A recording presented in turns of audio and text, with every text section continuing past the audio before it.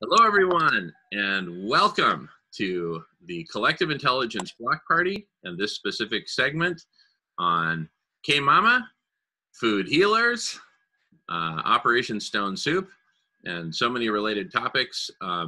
This mega hyper object that we're working with, including a big press conference and feeding everyone nutritious, whole food, plant-based diets delivered to their home, starting in one city.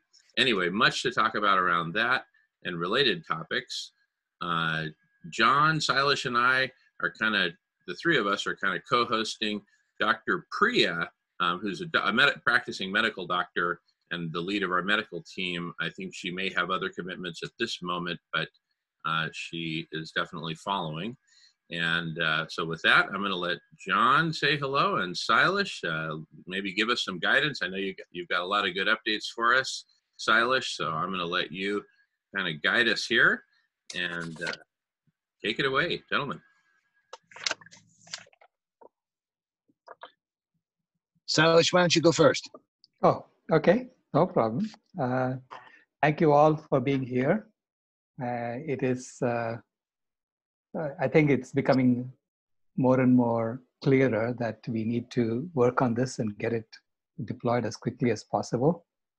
It's a public health disaster, what's happening, what's unfolding, especially in the US, but around the world, with people not being able to find jobs, even if the economy is opened. And the economy being opened just means that there will be no safety net. So you won't have these special unemployment benefits and things like that coming to you. So therefore, you're going to starve. So that's really what's going on. And it's a public health disaster. And I think the way our institutions are dealing with this, they are showing that that they're clearly incapable of handling this, that they are not constructed to handle this correctly. So we need to figure out institutions on our own from the ground up to create solutions for people. And so as part of that, we have been working on this K-Mama app. And the purpose of the app is to connect people who can cook good food, like restaurants, with people who have money, who can fund these restaurants, and people who are hungry, who need to eat, and who don't have the money in the current system. So, I mean, we clearly are reaching a point where people who have money can be convinced that they're just accumulating something that's going to be junk very soon anyway. So we might as well use it for the good of humanity and come and be a white knight, for the new system as we create it, right? So, because the food system to me is the foundation of any system, and the way the food system is being constructed right now, and the way it is being treated, with the slaughterhouses being considered critical infrastructure, I mean, they're clearly showing that speciesism, colonialism, racism, and patriarchy are built into the food system. Okay, and so this is why our overall system has all these oppressions built in. So we need to now create a new system in which the food system is uncompromisingly for the health of the people and for the health of the planet. So which means what needs to be subsidized is a whole food plant-based diet that our doctors have been telling us for years is the best food you should be eating. So that's the food that should be free. And then the rest, you can pay for it if you really want to eat something else. So that's not my problem. So I think we need to get our restaurants involved in this. And the Restaurant Association in Phoenix has said that they'll be happy to support this app and get their members to join. And so unfortunately, the software developers sent me an update today saying that due to coronavirus lockdown, it's going to be next week before they give us the source code. So I don't have a source code available. I thought I would have it by today, but it's on schedule for next week. So I guess we have to live with that at the moment. But Yeah. meanwhile, there is plenty of work to be done. We need to work on the website. We need to work on the our partnership with institutions. And we need to get, and thank you, Amanda, for joining us. So Amanda is the founder of Good Market. And so she can tell you how she is connected with other institutions that can be part of this movement. So, Yeah. Okay, so with that, I'm going to stop and let Jon introduce himself. And then we'll have an update from Amanda. Very good. Well, I just want to say it's, again, an honor to be serving you, Sailesh, this way and the vision you have. I mean, that's what I'm doing here with what Sign, the network is, this idea of a synergized impact, turning these solutions. And you, Jamen, for hosting and your passion for this collective, super collective intelligence. I'm interested in making this a reality and the process by which we do that. So there's two relevant resources I want to share as we gain the clarity about what our goal is and what we actually need to make this happen. There's some news on my end I want to share for you and Sailesh and Jamen and others who've been following this conversation. And I just want to also acknowledge these are extraordinary times. I mean, things that are coming my way and things that are emerging, and the both worlds of pain and suffering that people are experiencing is so real, and at the same time also this incredible opportunity to synergize at a whole new level. And in that regards, I want to tell you, if you are willing to, it's not yet public, but to this group I'm willing to share it. There's a new website that have been happening. And so a lot of those end up, they're welcome to connect and carry those forward however they like. All right. You should look at Mindful Market. They're another Sign member, similar. And this whole conscious business, is a huge trend that's emerging. There are other members that are doing similar things. Fabulous. Exactly. Congratulations. That sounds this is just holding space. So it's set up so that groups that are doing other platforms or software or other initiatives, networks, communities, they're able to have, we're able to kind of connect with each other. So that's the whole idea. So right. And Jamen was just talking about community of communities. And it's another version of that same desire to find each other and connect. Yeah. Fabulous, Amanda. Bravo. Great to have you. Yes, welcome, Amanda. Wonderful stuff. Welcome to the conversation. I just wanted to point out a couple of things, and I want to make sure that we model good, respectful, compassionate communication and open communication and sharing. And so, as I'm responsible for the Collective Intelligence Block Party, I just want to point out that a few minutes ago I was interrupted, and that's not okay. And also, I was misinterpreted. And that's not okay. And then also, I kind of felt like I was spoken to in a sort of a condescending tone, like, hey, I understand exactly where you're coming from. Other people have looked at this before, and da-da-da. And that's not okay either. So I just want to correct and clarify a few things in the process. All right, Jamen. I think that's me. Sorry there. Yeah, I think you're referring to me. I'm sorry. Okay. Yeah. Thank you, John. So if anyone wants to talk, it's really easy. Just raise your hand, right? And that's way better than interrupting. So interrupting here is actually not allowed. So I'll monitor that. But so I want to just clarify where I was coming from.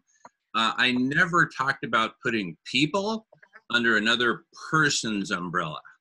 That's not what I was referring to at all. Never have.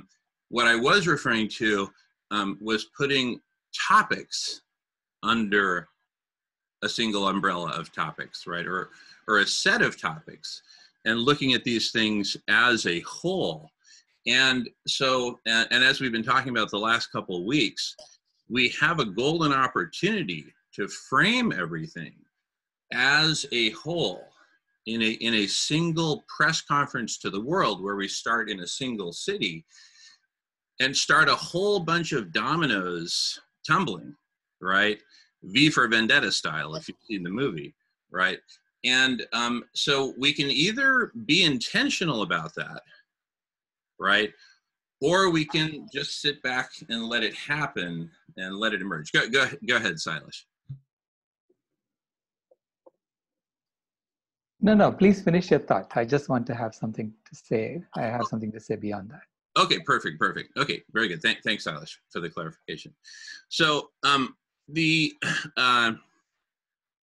believe that the time for holism at a planetary scale, bringing all this together, is now. And I think that it is emergent. And that's a beautiful thing, right? That it's emergent, right? And we could either, just kind of hang out and just kind of let it emerge, right, as it's emerging. Or we could, with the critical mass of communities and vision and resources and talents and experiences and everything else that we have, and the whole vision that's also emergent here in this conversation, that's a different kind of emergence of a different thing in a different context. We could take this moment and plan a press conference where we say, hello world, here is the whole of it as we see it. Please join the emergent community of communities that is coming together in emergent ways and in intentional ways at the same time. Where do we hang out? We hang out here, at the block party, on the Sign network. Amanda, once again, what's the name of your network? It's called Good Market. Yeah. Good Market. Okay, on Good Market, here's where we're hanging now. And we're not trying to create one place to hang, right? But what we are creating is a platform for a community of communities to come together and thrive together, connect together, share together, learn about each other's meetings like this one, cross-pollinate, right? In a culture that's respectful and safe, right? We've had some horror stories in the last few weeks of communities ostensibly wanting to save life on Earth, coming together and being horrible to each other. We actually spent several hours on Tuesday dealing with just that. And, and we're now in the realm of the No Asshole Rule, which is a really great business book by a professor at Stanford, Sailesh's alma mater, where Sailesh got his PhD. It's a brilliant book and a brilliant concept. So anyway, that's just one facet of this larger platform. And it doesn't even need to be, a software platform. It can be something way bigger than that, right? But I think the time is now to have the intention, right? The full intention of stating a vision of the whole as we see it, this big we of all these communities who are coming together at a singular moment. There's a singularity in a press conference that alters the course of history. The press conference that President Vicente Fox of Mexico and I co-organized in May 2013 changed the course of history as regards prohibition, legalization of cannabis. At an international scale, dominoes started tumbling. The hand of the Obama administration was forced by that moment. So there is a moment, there is a singular moment, right? And I'll play an excerpt of that later on today or during this meeting if we want. But enough of us have seen it that I'll just reference it, that there is a singular moment that will be at the press conference that captures the world's attention, right? And we have an opportunity to actually lead that, we as a whole. And I think that's worthy of at least discussion, right? I'm not saying, hey, we got to go that way, and my way or the highway. No. I'm just saying, let's have the conversation, right? And with that, I'm complete. Go ahead, Sailesh. Yeah, I like the framing of it as an umbrella topic. And I think the umbrella topic that we are talking about now is public health. Our governments are botching the public health response, not only in terms of this pandemic, but also in terms of climate change, biodiversity law. These are all public health issues.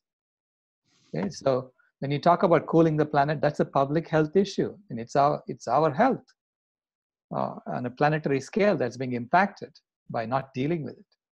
So I think framing it as a public health issue, a public health topic, and that all of us communities are coming together to actually solve the underlying public health problem with science, without marketing, without money being involved as the driving force, as to which solutions are going to be preferred over others, which is what is happening now. I mean, we are talking about killing another 60,000 people in the next few months just because we want an economy to come back, right?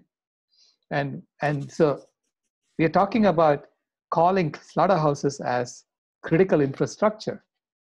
I mean, where is the reaction to that, right? So that's, I think, the outrage. That's where the outrage should be coming from. And that's how I think we need to be framing it as a public health issue. So thank you. Beautiful. Thanks, Sailesh. Jon, go for it. All right. So a couple things. I want to start off and say that I apologize. I totally got it. Jon, you're breaking up real bad. Maybe if you turn off your camera, then it'll be channeled through the audio. For interrupting you. Anything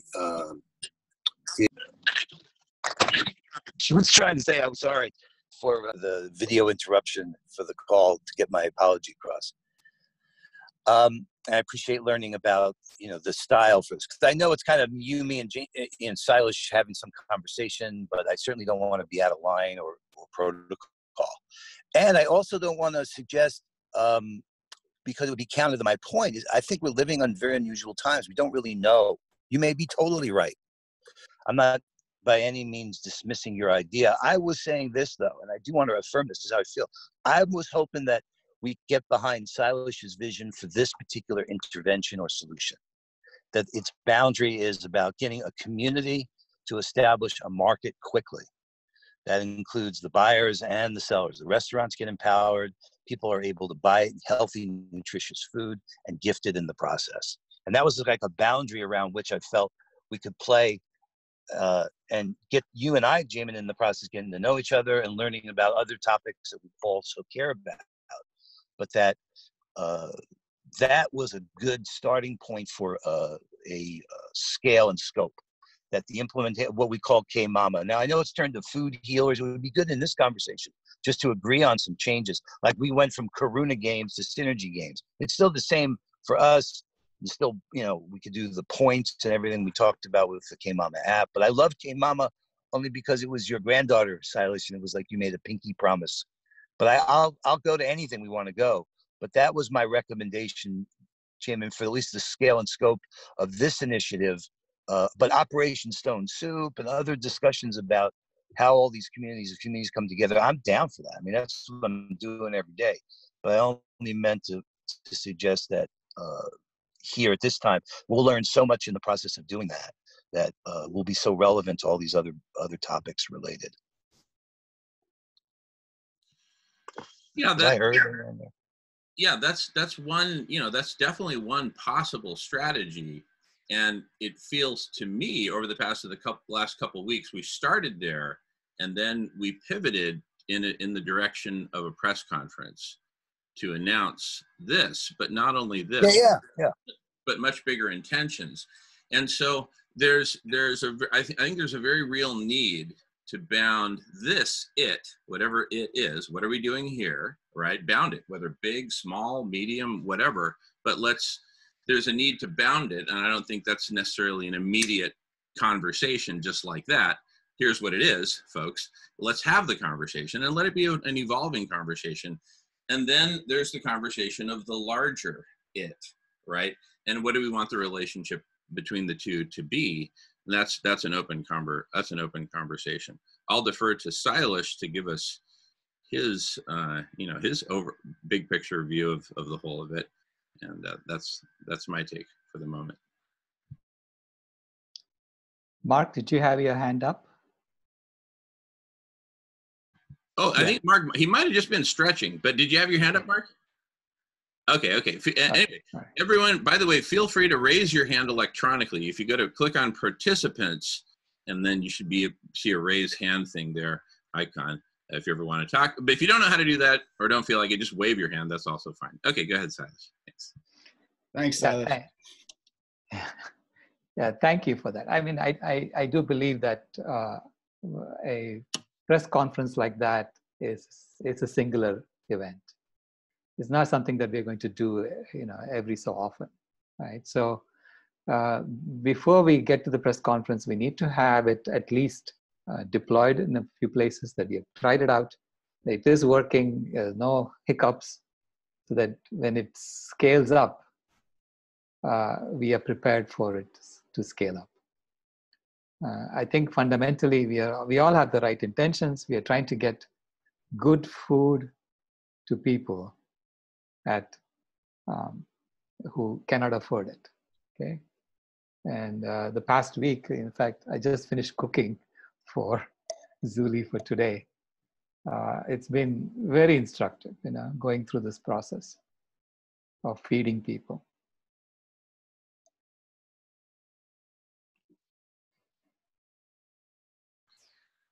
Alrighty. Love to hear from everyone on this. No one's in the queue at the moment. Silence. Oh, yes, Jackie, go for it. Hi. I noticed earlier in the conversation, I invited Mark to the conversation, and he was wanting to know, because he's new, a little bit more about the K-Mama app. Would it be okay if we just kind of discuss the K-Mama app for those that are just joining us for the first time? Sure, I can give an overview. There is a Google Doc that I can make you all co-authors so you can see what is being written there. And basically the idea is to connect people who have some money with people who don't have any money, who don't have any food. And because of the unemployment situation today and the lack of safety nets in a lot of places, there are a lot of people in that situation. So the idea behind the app is that restaurants are now closed because not many people are coming to restaurants. So, but they have commercial kitchens available where they can cook really good food. So why don't we then connect them with, say, Physicians Committee for Responsible Medicine and their list of universal meals that they are premiering now. They have over 100 recipes in that. And ask restaurants to make one meal a day, whatever meal it is, so that they can make it in volume. Okay? So one meal a day, that will be the K-Mama meal. Then people buy that meal, so they can do, but anytime they buy one meal, the restaurant agrees to give one meal away. So it's a buy one, gift one at least. Now they can choose to gift multiple meals. So they could say, it's $20, but I will gift 10 meals. Because I did this, for the past week, I've been feeding a family of 5. So 10 meals I had to cook. And I sort of tabulated my cost, and it's less than $10. Okay, my actual cost, including my delivery cost, is less than $10. And so literally the cost is like $1 a meal. So if a restaurant offers buy one, gift 10, then maybe more people will go and buy from them. Okay? So the idea behind this making meals in volume is that then you can collect the meals and maybe then drive it over to a community that needs it the most. Okay? So for instance, the Navajo community is badly impacted by COVID-19. And all of them, can use healthy immune boosting meals so that they become more robust, they're less susceptible to this infection, the way it is literally killing people. Okay? Even those, according to Dr. Priya, even those who survive this infection are going to have damaged lungs, okay, if they had to go through a ventilator. So it's important for us to build the resilience in the community. So this allows us to deal with the food system at its core. And then promote the idea that healthy immune boosting meals have to be subsidized by the community, not meat and dairy, which is what's being subsidized today. Okay? So that's the idea behind the app. We I contracted with a development group in India to build the app. And so they're in the process of writing it all out in Google Flutter. So that's the platform they're using. And then once we get the source code from them, I'm going to put it up on GitHub. And so now in the Google document, we have a whole bunch of additional features that we want to add. So then I'm going to appeal to the software community to come and add those additional features. So let's get it rolling, because we have so many minds that are now willing to help. So we need to tap into that and get something going that would solve this problem at the foundation itself. Because we have to be honest. What is the real solution? What is the real problem? And we are seeing the problem in the food system today. We are seeing it. LULAC is now wanting to have a Meatless May campaign. They're doing a Meatless May campaign, right? The Latin American community. Because they don't want to be in the front lines of this war, so-called war.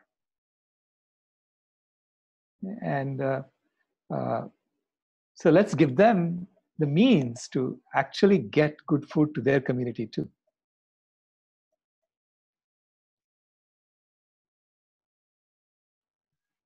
Beautiful, Sailesh. All righty. Myra has her hand up. Go for it, Myra. Sorry, I forgot what I was going to say.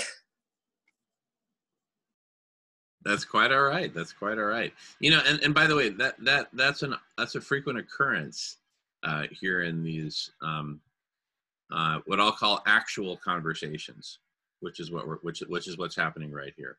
A bunch of us are getting together at a big round table. There's no hierarchy here, and the rules are simple. And we get together and we share. And as we're sharing, we're starting to experience, some people call it the hive mind, some people call it collective intelligence, but there's this being here, right? That's much greater than the sum of the parts. And so it changes you, and you start to think as one. So that's a common occurrence, and that's a good sign, Myra. So A+ to Myra. Yes, Sailesh. Thank you, Amanda, for that techtotherescue.org.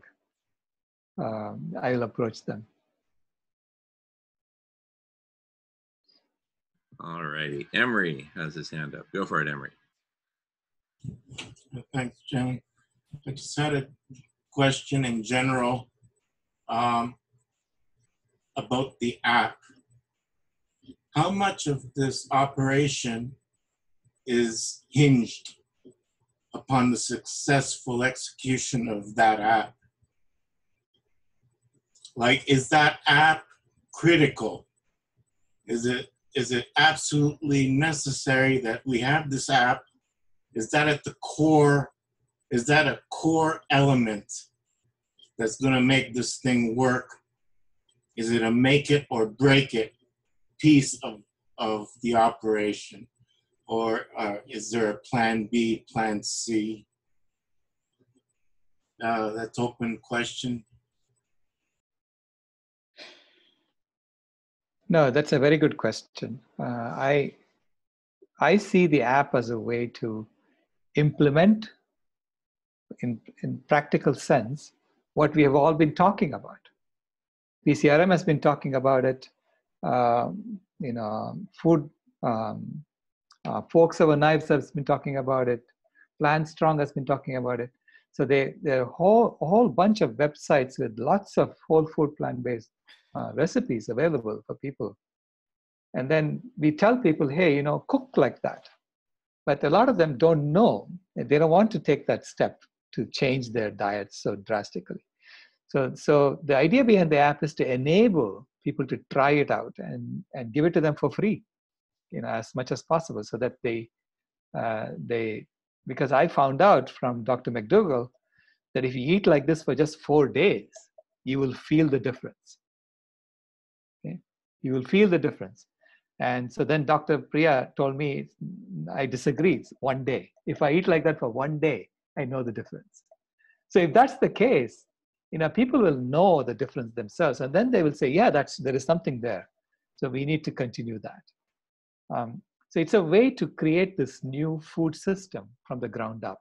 We have been talking about the food system, but we are letting people, so far we've been letting people do it on their own. So what this app does is to just formalize it. Beautiful. Looks like, Emery, you got a follow-up? Yeah, I wanted to just make sure that like one of the main objectives is to allow people to stay at home, and so that the food is going to come to them, so that they don't have to go out and be exposed to the virus, and we can curtail this pandemic and put an end to the pandemic. I mean, this will go a long ways to, I guess, help in that endeavor, right? Now, so going back to the app, is it going to be the app that's going to be at the core?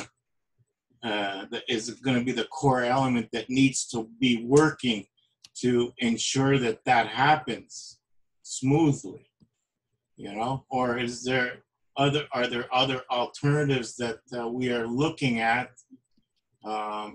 You know, like what's the other plan? Is there a plan B, plan C? You know, I find that there's a lot is being placed on this app to, you know, come out. We're waiting for the code, and it's going to be this, and you're going to put get on GitHub, and then we're going to wait for input there. You know what I mean? It seems like it's still the process is still going on. You know, it's not ended. I don't know. Like, is there a plan B, plan C? Can we develop something? Yeah, let's let Sailesh answer, of course, and then Amanda has her hand raised. Go ahead, Sailesh. Yeah, well, the app, you know, from a technological perspective, it's not like it's an unsolved problem. There are several apps like that, not necessarily doing this, but several apps that have connected people with providers, users, and things like that. So creating a network like that, and then this is why I invited Amanda to come, because she's talking about doing crowdsourcing the curation of this app. Because otherwise you need a central place where we are curating any complaints that come and so on. So from a feasibility perspective, the app can be done. Now, is there a plan B if the app does not work? Yes, it's like what I'm doing now. I mean, I can appeal to lots of people to go cook food and give it to their neighbors, you know, who are hungry. But we have to find out from our own networks who is hungry and who can we support. So that's a very informal way of doing what this app is trying to formalize. And that's already being done. I mean, at least I'm doing my bit. So Amanda, please. I just wanted to share, I thought that was a really good question about, you know, waiting for the technology. That's a really good point. It's from the experience that I'm coming from is we basically spent 5 years doing everything offline before starting the software development. And it's amazing what you can piece together with existing tools and a motivated community, you know, to make things work. So, I mean, it is a good question about whether it needs to be, you need to wait for it. I mean, it sounds like, Sailesh, you're already cooking. So you've already started in one form doing these kinds of services. And I think there's a lot that can be done, you know, using tools like Google Sheets or Forms or, you know, very, very simple things to start reaching out to restaurants and getting things started without necessarily, maybe there won't be features that exist yet, but there's ways you can do workarounds. You know, you can use tools like, you know, online coordination tools that are free to be able to get things started with before all the features are there. And that's something I have a lot of, so it took 5 years before we even started any software development. And yeah, so I'm happy to share experiences with that, like things that work are free, low cost, but human-based ways of getting things up and running before the software is available. So I'm happy to share experiences with that. That's awesome. I'll connect with you after this and let's get going on that, Maybe create a Google Sheet, Google Docs that just lists people who are willing to cook and lists people who need food.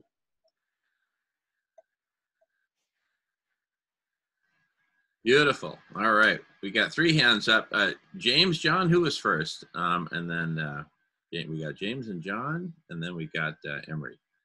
Well, James, I was just going to say there I posted a link there to, it's only a 1-minute 49-second video there on YouTube. It's an Irish news, small clip from the Irish news, and it has to do with, paying back to the community, and that I think it would be very interesting if you had a look. If you could put it up, I'm not sure if you could share a YouTube video or the link, but it's only 1 minute and 49. I think Sailesh would. I think you'd all get. I think you'd find it interesting. I'll go ahead. I'll go ahead and share it. Just a minute and a half, of course, no problem. Let me get it loaded here. One moment. Okay. All right. It's a bond between 2 communities. Whoops. Okay. 1 second. All right. Share screen.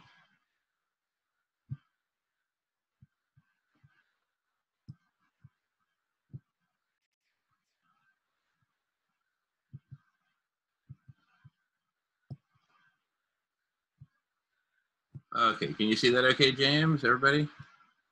The big leaf? Okay. Here goes. 3, 2, 1. The bond between 2 communities formed in a time of deep crisis, commemorated with this sculpture. In 1847, at the height of the famine here, the Choctaw Nation of Native Americans gathered what money they could and sent it across the Atlantic to help those suffering. 170 years on, that goodwill is now being reciprocated. A fundraiser for Navajo and Hopi Native American families has seen donations from Ireland pouring in. The US organisers initially perplexed. We noticed a flux of donations from Ireland, and our leadership team was like, what's going on? And so we started looking into it, and we started reading the comments about the history between the Choctaw Nation and Ireland. And we were so fascinated, and we just thought it was so beautiful. One of those who's contributed is a Native American living in Galway. I think it's amazing to see that the Irish are helping Native American tribes the way that the Native American tribes helped the Irish during the famine. It's just awesome to see it.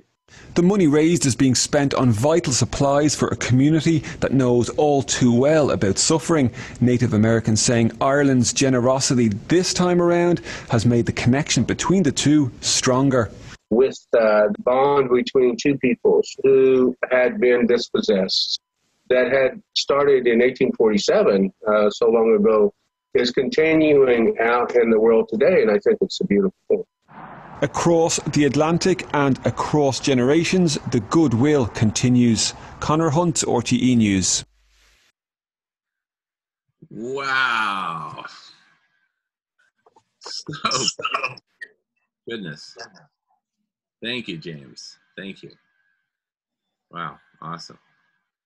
All righty. John, got your hand up. Go for it. Yeah, we posted that this morning on the Synergy Games. It was in the New York Times. And in fact, for the Choctaw Nation, they had just come off of the Trail of Tears. So the suffering was so great in that community. And yet, in 1847, they reached out to Ireland. And look at that. I mean, that is such a beautiful example of the power of connection and love, right? And care. I was just going to say that tactically, what I was thinking too, and I was thinking was part of our conversation, was the relationship with the mayors. That part of the challenge we're facing, and I've seen this before, it sounds like Amanda and probably everyone has, to make a marketplace, you got to have enough both buyers and sellers to make it worthwhile. So we've got to have enough orders coming into a restaurant to make it worthwhile for the restaurant to pay attention to wherever that inbox is, even if it's delivered by a pigeon. And then there's got to be enough restaurants willing to make the food so that the people who are willing to buy the food have the selection they need. And then we got to have enough people knowing of the free meals available in order to choose to get those meals. So there's this dynamic. And we thought going to the mayors, because you have in the mayors the ability to communicate to the community at large and say, hey, we want to implement this solution. So for me, the app was a part of it, not necessary, but it's a bigger piece than just the app, to speak to the concerns that James and others was mentioning about, is it A or B? We could do this with paper and pencil, provided there's enough restaurants willing to make the meals and enough people willing to buy them and ask for them. But the thought I had from the past conversations was that the strategy we're using with the Mayor's Challenge would give us a unique access point to roll this out in some number of cities. Now, whether we do the press conference, when we do the press conference, if we can't announce anything on that May weekend, I'd be disappointed, but that's okay. We could at least talk about it, or I just want to use it as an example to get people behind, so that the idea of identifying the resources we need, like the development team, like the website, for me seems really tactical and appropriate to just kind of go into at least the weekend in 2 weeks from now to let the community at large know that this is happening. If we miss the opportunity, we do, but I'm ready to get involved and make it happen. Awesome.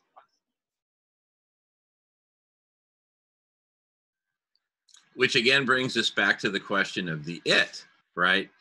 And I've heard everything, Sailesh, what you've said, and I've taken note.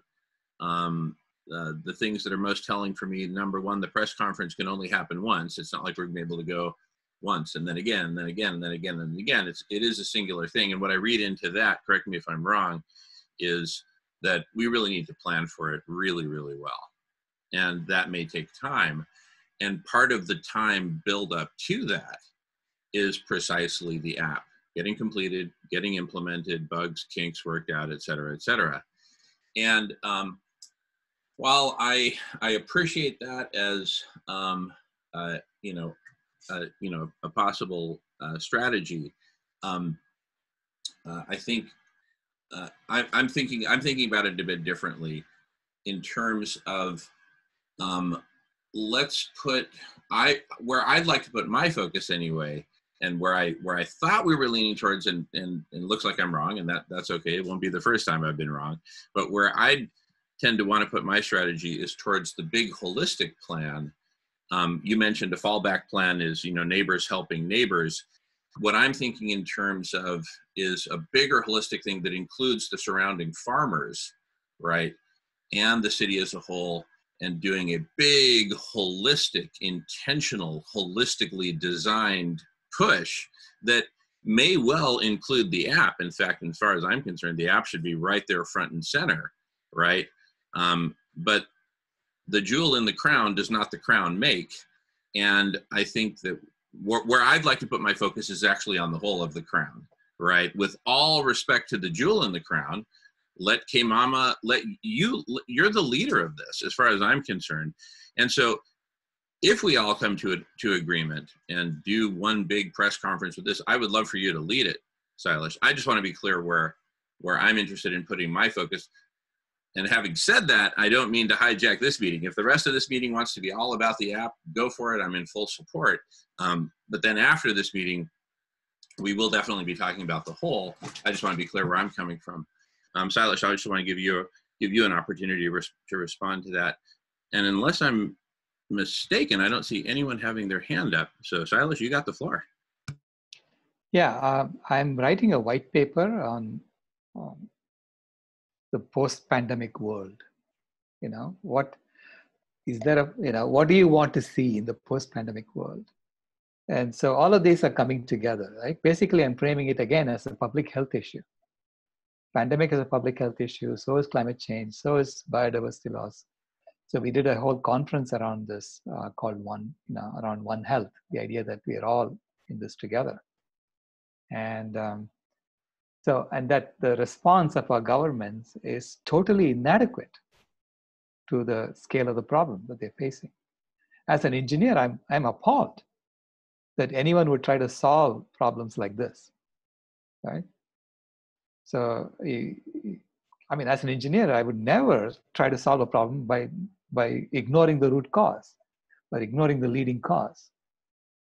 And so anyway, we have to frame it. This is how I'm framing the white paper around public health as our responsibility as a species, as a community, to take care of each other and to take care of the planet. So it's unacceptable for us that there are people with food who are plowing it into the ground and people who are hungry, who don't know what to eat. I mean, other animals are going to be looking at us saying, what a stupid species. Right? That we can't even solve this simple problem of connecting people with food with people who are hungry. So, so it's a systemic issue. I understand that. So this is why we are looking at it as the foundation of this new system that we have to build, in which we are being sensible. You know, to me, sustainability is about coming into alignment with the truth, about starting to do things as if we had half a brain, right?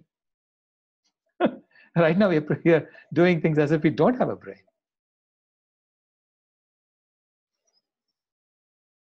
So yeah, having a press conference and telling people that this is what we are doing, I mean, I think it is important so that we can get support from lots of people, and then the deployment will go much faster because the problem is pretty immediate. You know, people are hurting right now. There are a lot of people who are saying, okay, let's open the economy, we can get to work, but they will discover that there is no work, there is no job, there are no jobs in an economy in which people are scared to go out and eat, scared to go out and do things, right? So we have an economy that's so centered around consumption and activities, and most of this is going to be shut down. I mean, 70% of the people are not going to go out to restaurants. They've already said that in surveys. So the only reason we really go out now is to earn money so that we can eat, right? So let's give food to people. So that's the idea behind the app, is to have this free food available to people so that the basic stuff is taken care of. All right, beautiful, beautiful. If I'm not interrupting Sailesh, this time I got the order right. John's got his hand up, followed by James, followed by Jamen. Go for it, John. Yeah, I just think that's, I agree with Sailesh about the urgency, and part of the story is how quickly we can move a solution from the ideation stage to something that launches.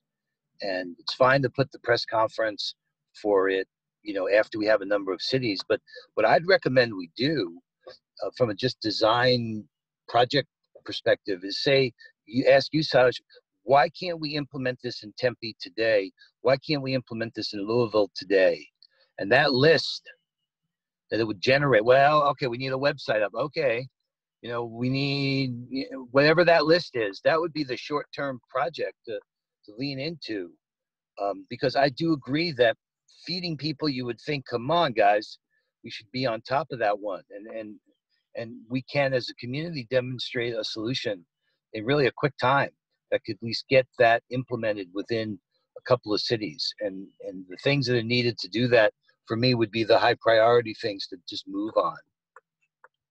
That's my suggestion in terms of just from a moving the project forward idea. Great. Why can't we do it today? Thank you. Beautiful. So I'm going to be talking to Amanda about that as soon as we get off this. Awesome, awesome. Why not just bring Amanda back here? Let's have the conversation here. Apply the collective intelligence to it.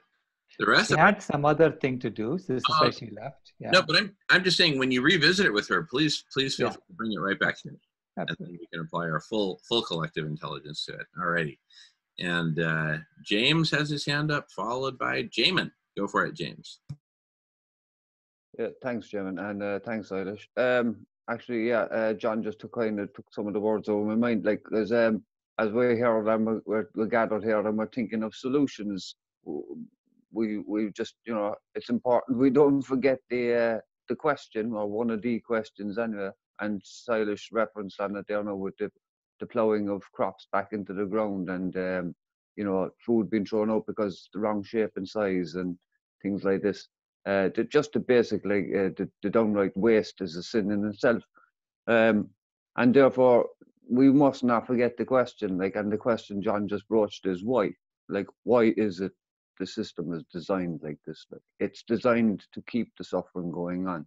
So, and I think everybody in the world is more or less kind of clued into that one anyway, at least now, like, because the way so much shit is going on and going wrong. So, yeah, why? We need to start questioning why is it the system designed like this? But we'll also, of course, as we're here, work to get the solutions together. Like, and yeah, I'm all about getting the app designed and getting it going, sorted, get it all going. You know what I mean? But yes, I'm also all about getting solutions and working on Jamin's other idea, because I'm all about working on lots of ideas, obviously, regardless, because we, as we all know, time is of essence, basically. So, and therefore, the first people, as you said, mayors, they're the best people to get in touch with, local mayors, because they're the centre of community, and the farmer communities especially. It's because without the farmers' cooperation in the first place, and giving them an alternative to do something with the food that's all otherwise being ploughed into the ground, give them the alternative. But we also must remember incentive. But give them the alternative. Not everybody will do something just for the pride of do, or the good of doing it. Not everyone, unfortunately, on the planet is motivated that way. So incentive can't be forgotten either, where it's necessary. But hopefully we're praying on the goodness of people's hearts.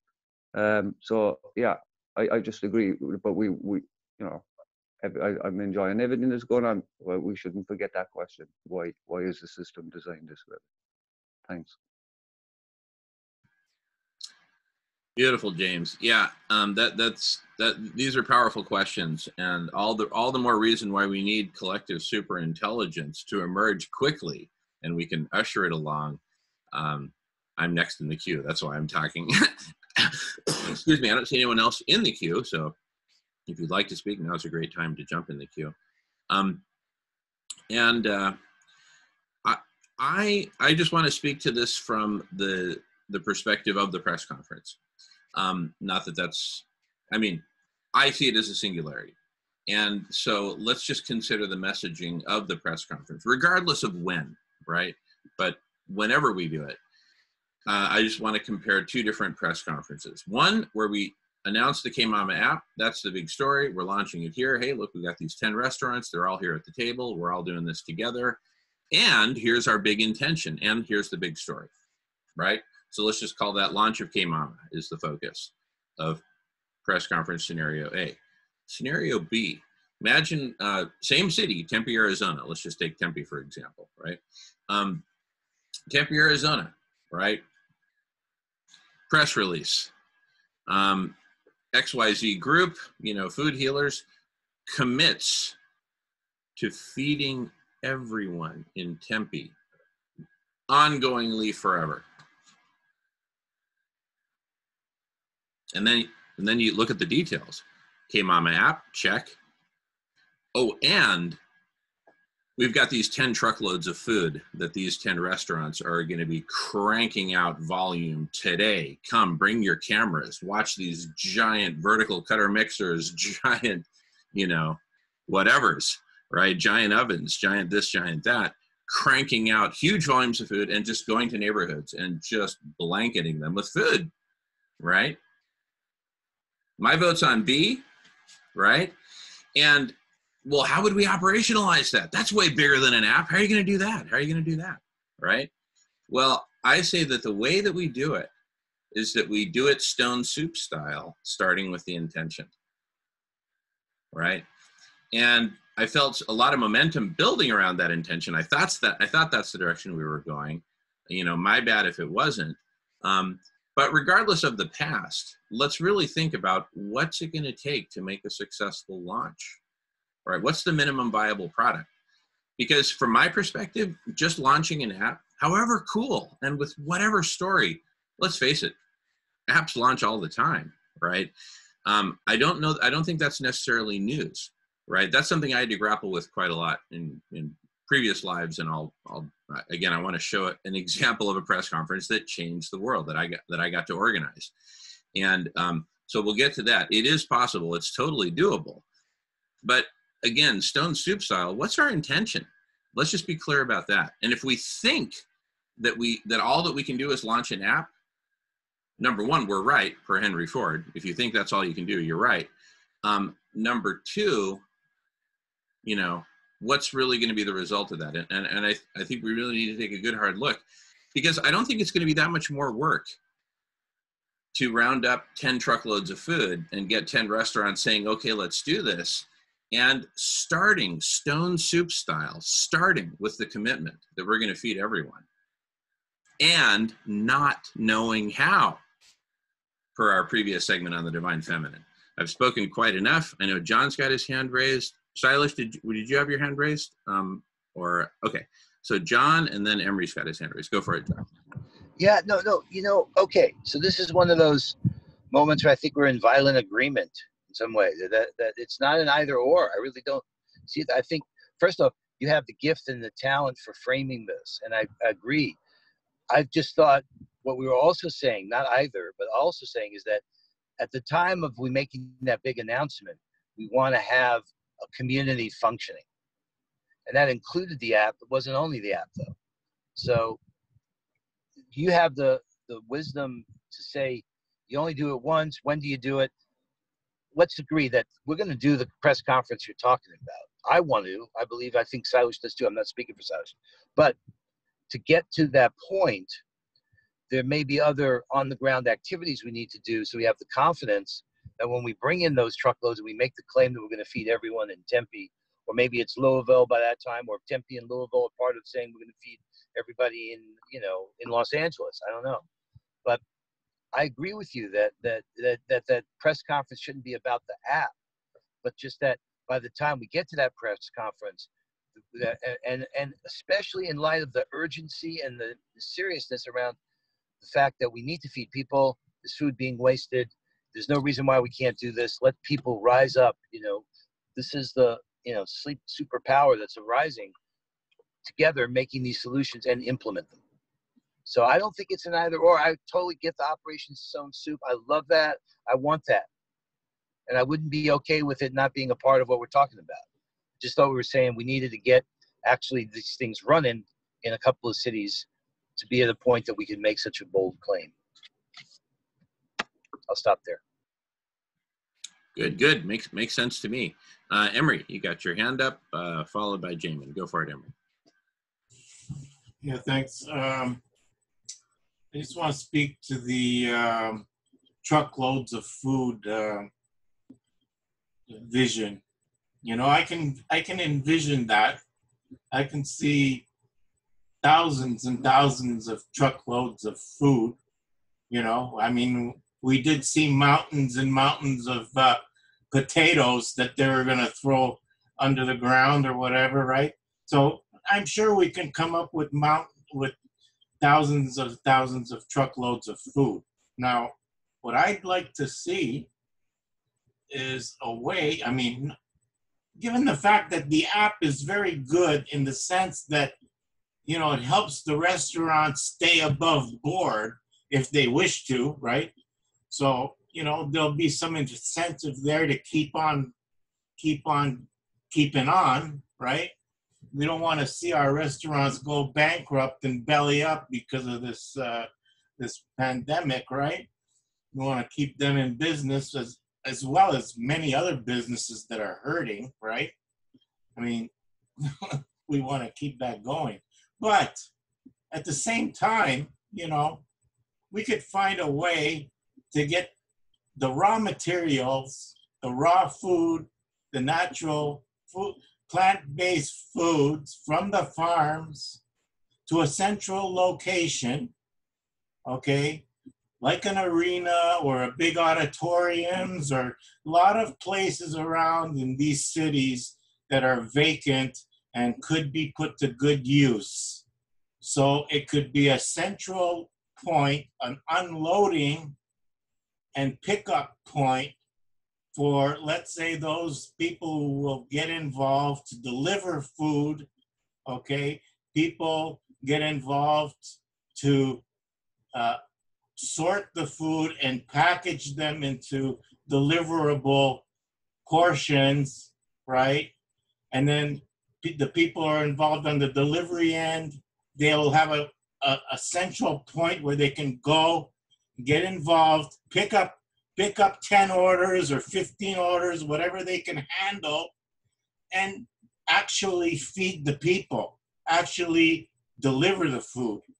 And we don't have to wait for an app, but I'm not saying the app could still be very viable at the same time. Yeah, you know what I mean? It's not one or the other, but there's multi-level amount of things that we could do. And I'm looking at that aspect of it. Over to you guys. Thanks, Emery.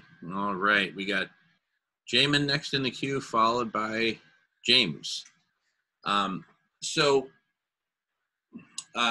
love what you said, Emery. In fact, the fact that there's all these mountains of potatoes here, mountains of produce there, mountains of whatever here, there, and everywhere, going to waste. What's clearly needed are a couple of things. Number one is a marketplace for that food. We need like a Craigslist of crops, right, that we can just put out there and say, hey, got this crop. By default, it's going to go to waste. You know, does anybody want it?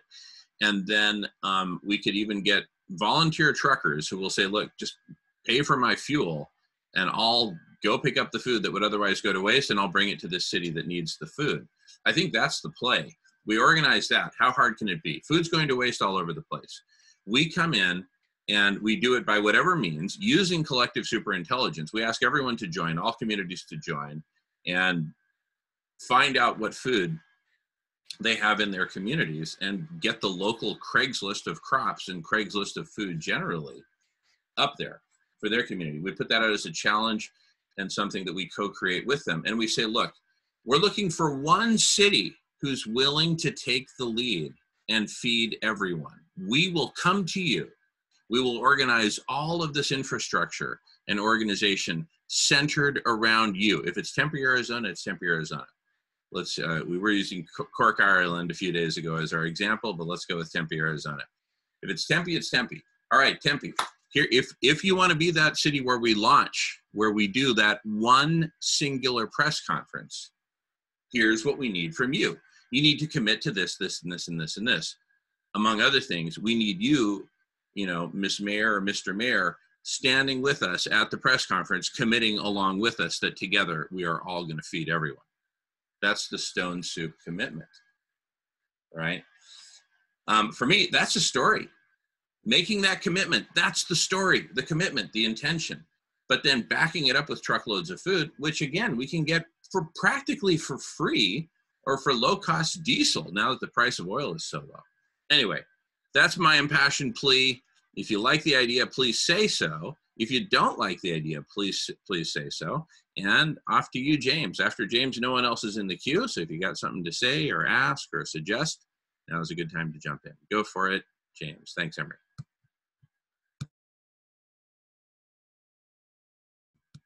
You're up, James, if it's a good moment for you. Sorry, I thought I was after unmuting. Yeah, exactly, Jim. And I was just more or less agreeing with what you're saying. It's only a matter of organising it on a larger scale, focusing on the larger quantities of food that are going to waste at any one given time or one place. Like I've seen news reports there in Canada, there's millions of tons of potatoes rotten, like even from last year's crops alone, like, you know what I mean? So they're dealing with that alone, like. So there's plenty of farmers that are, as I said before, like probably cursing having to plow their crops into the ground anyway. We need to kind of look at it as at an anatomical level, really, like in the sense like that. What we need to remind people now is that the farmers are now the heart they're the heart, and from out of that farm, like, comes all the arteries and the veins and the artillery. Everything needs to spread out from that down to the local communities, as you said. The mayors know who their local charity volunteer groups are. It's just a matter of organisation. But it's only a matter of reorganising a system that's messed up as it is. It's organising. Thanks. Beautiful. Thank you, James. Emery is up next, followed by Jamen. Go for it, Emery. Yeah, I just wanted to add something. You know, I mean, we're talking about feeding people for a long, long time. Okay. Now, I think the purse strings is, given the fact that we have this reality of economy, the kind of economy we're living in, you know, we have the money to deal with. Okay, we're not going to resolve that overnight, so we got to deal with that. Now, the government is giving people an allowance, right? I don't know how long that's going to last, but for the most part, you know, people are willing to pay. There are people are willing to pay, and who's to say they don't have the means to pay? We're prejudging here. Okay, now, I mean, obviously there are people who are actually, you know, totally at the brink of living on the street or whatever. They don't even have a house to deliver to. Let's put it that way. Now you're starving for sure, right? You're in the line.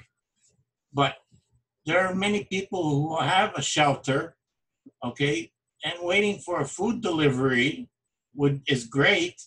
And let's just say donations are welcome. You know, so the delivery shows up with raw food. You know, you're going to be able to prepare a decent meal. You know, looks like for a good long time. Well, I'm prepared to pay for that. Even if I have to give the delivery guy like $5 or $10 or whatever. Now, if I give the delivery guy $20, I mean, I would say, well, come on. Give some to the farmer from that amount, you know, like, don't be greedy, right? If there's donations being made, I mean, there should be a way of keeping track, but you know, it gets complicated and messy. But I think a lot of people could dish in a few bucks. Come on. Totally agree, Emery. All right, Jamen is next in the queue, followed by James. All right, so here's how I'm seeing it. You know, the big story and I say this with all due respect to the app, and I also say this with the sense of urgency that we've got. So this isn't like a personal thing in the slightest, but the big story that I see is bridging this gap between crops rotting in the field and people going hungry in the cities.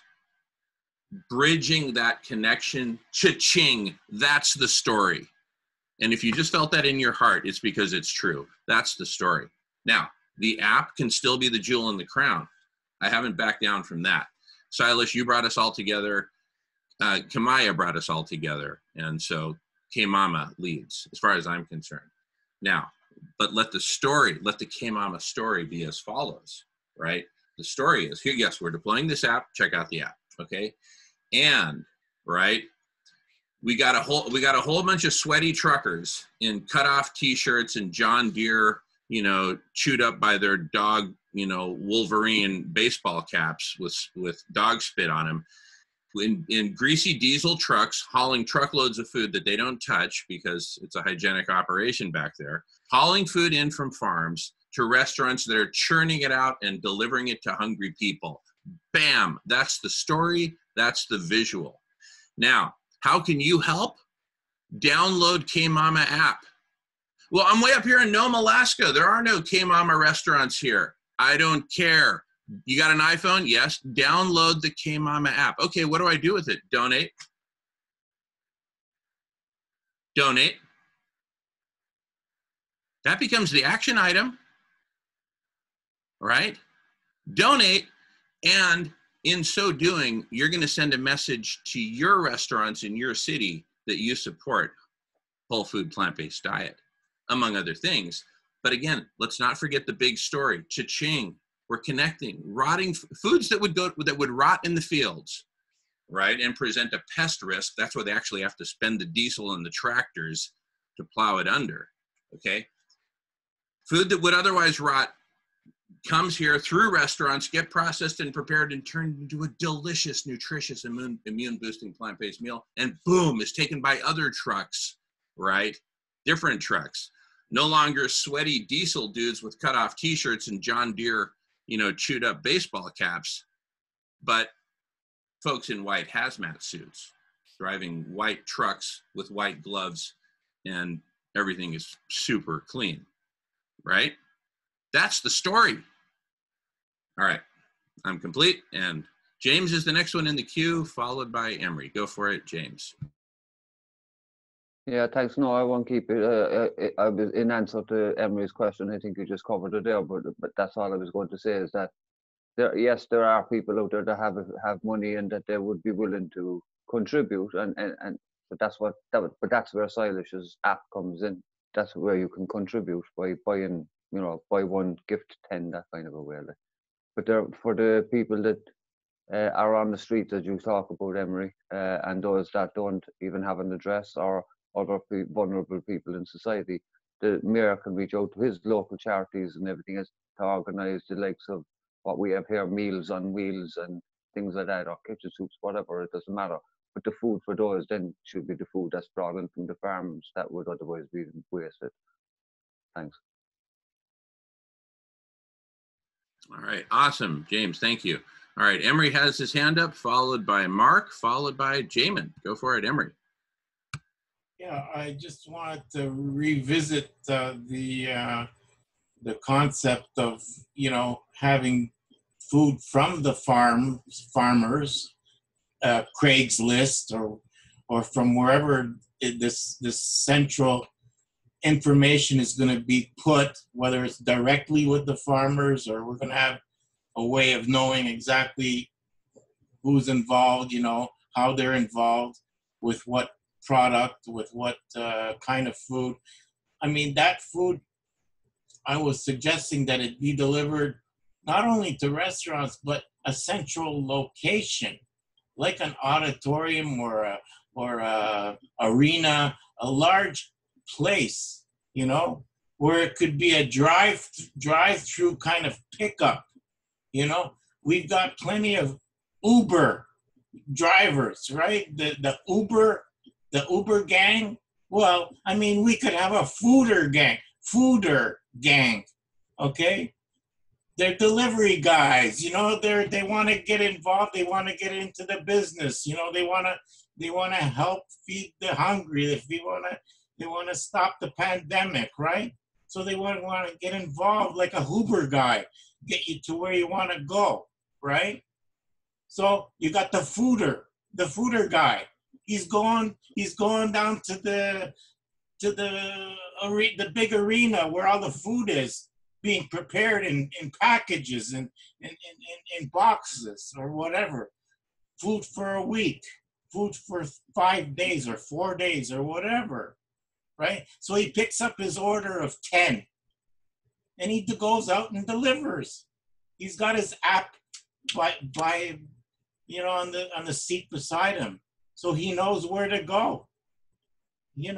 That's kind of like the idea, the concept I had, as well as everything else that we're talking about. Beautiful, Emery. Thank you. Awesome.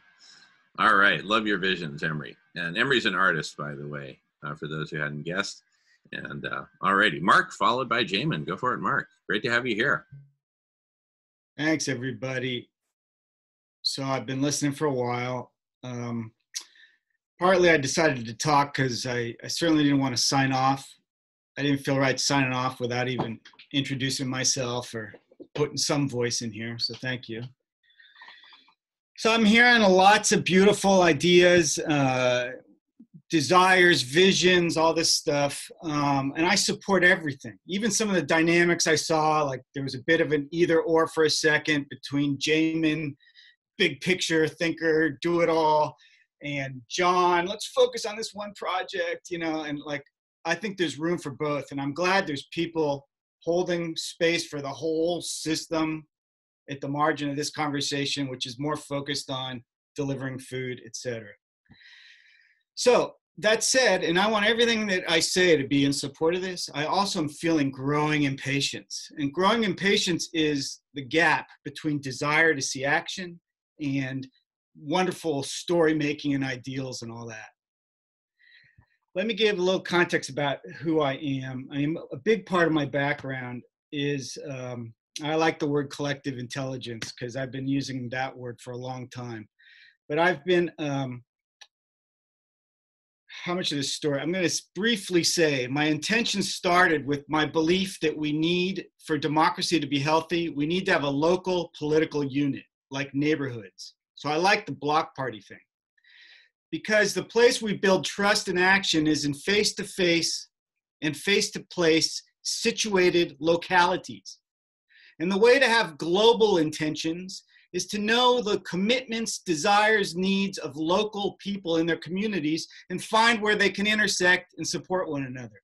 So I devised this legislation back for San Francisco years ago, in about the year 2000, to create a network of neighborhood assemblies, I called them. Now, what happened at the end of it, when I got all my legislation written, is I realized it wasn't going to work the way I wanted it to, because nobody knows, and I already see some of the problem in this group, how to bring people with all kinds of different ideas together to agree on action. They don't know how to do it because they keep going top down. A little bit of it here I see when we think about the mayor as a solution. Maybe that could work. It's also a little bit top down, but we got to think top down because all of us are now in a spaceship right now. It's almost as if we're looking at the Earth like Google Maps and we're saying, we're going to get mayors to do this here. Maybe we'll do Tempe, maybe we'll do Alaska. I mean, we are way up there. So how do we touch Earth? Okay, now, I worked with a lot of mayors. Getting a mayor on board isn't always easy, okay? Finding a mayor with the same spirit isn't always easy. Most of these guys got into their positions because they're working with the current system. You know, so this is some of the stuff going on for me. So anyway, so I came to this thing of how do we have neighborhood assemblies? So this is when I became a process consultant. Okay, so my job for the last 15 years has been collective intelligence. I find a specific action that somebody wants to accomplish, and I bring together all of the stakeholders who need to be involved to get that thing done. So for example, in this conversation, everybody's imagining farmers working together in restaurants and all that. How many restaurant owners are in this conversation? How many farmers? As far as I can tell, 0. So, pardon my emotion. I'm actually close to crying right now. So anyway, So I learned a lot about how to bring together groups. I usually would start with a minimum of 40 or 50. This is a tiny group that's talking about doing a big thing. And I don't see the resources, expertise. I see a lot of ideas, but you know, like I'm saying, I don't see the farmers. I don't see the political people here. They're not in the conversation. If you'll stick around for 2 minutes after you finish, you'll see it, but go. Okay.